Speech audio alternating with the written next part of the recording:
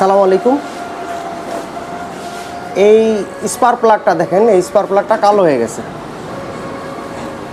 Plug কিন্তু নতুন, ঠিক আছে, প্লাগ কিন্তু একদম নিউ কন্ডিশন। এই বাইকটা লাগাইছে আপনার এই গাড়িতে, এক্সকরোলা গাড়িতে, এই গাড়িতে লাগাইছে 4 দিন হয়েছে। 4 দিনেই প্লাগ পুরো কালো হয়ে গেছে। দেখেন প্লাগ কালো হওয়ার সাধারণত আমরা ইঞ্জিন মিস্ত্রিরা জানি প্লাগ কালো হয় দুইটা কারণে, যে আপনার ইঞ্জিনে মোবিল খেলে প্লাগ কালো হয়, আর একটা হচ্ছে অতিরিক্ত তেল মারলে, ইঞ্জেক্টর থেকে অতিরিক্ত যদি ফুয়েল ইনজেক্ট করে সেক্ষেত্রে প্লাগটা কালো হয়ে যায়। কিন্তু ওনার এই দুইটা কোনোটাই না।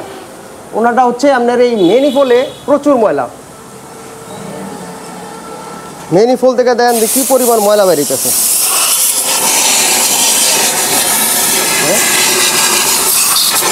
পুরো কালি বেরোচ্ছে।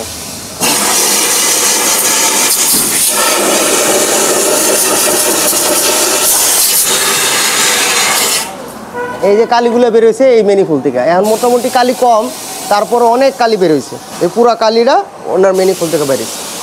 এখন আপনারা অনেকেই এই প্লাগ কী করেন, কয়েকদিন পর পর ওয়াশ করেন।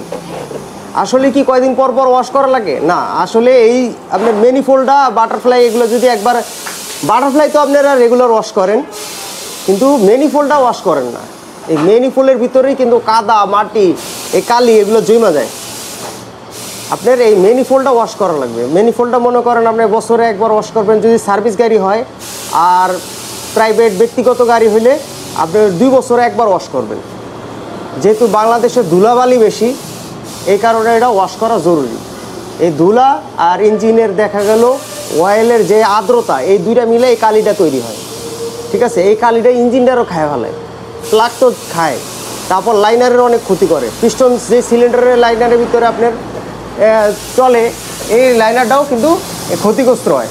এই কারণে আপনারা এই ম্যানিফোল্ডগুলো খুব সুন্দর করে ওয়াশ করবেন। এই কালি এগুলো জানি না থাকে, কালি ধুতে ধুতে যখন এই কালিটা আর আসবে না, এই কালিটা যখন আর থাকবে না, দেখেন কত কালি, এই কালিটা যখন ধুতে ধুতে কালিটা শেষ হয়ে যাব, তখন আপনি এটা লাগাই দিবেন পরিষ্কার করে, তাহলে আপনার প্লাগটা আর কালো হবে না।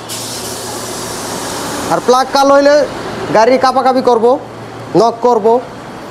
আপনার যে এই প্লাগ কালো হলে মেন সমস্যা হচ্ছে, এই যে দেখতেছেন শুয়ের মতো মাথা যেটা দেখতেছেন, এখান দিয়ে কারেন্টটা বের হয়, কিন্তু বের হয়ে এই বডিতেই স্পার্ক করে।